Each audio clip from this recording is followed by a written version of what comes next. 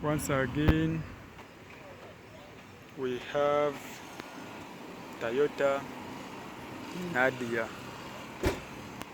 This is the main control of window and central lock.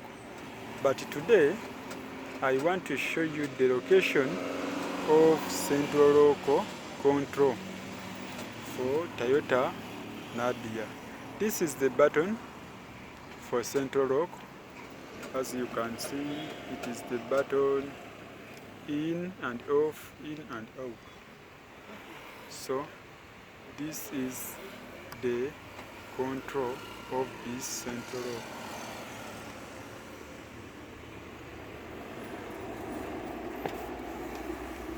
As you can see here, it is the control for central lock.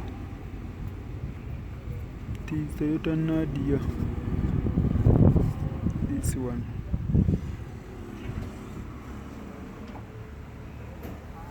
Toyota Nadia central lock control. Have you seen?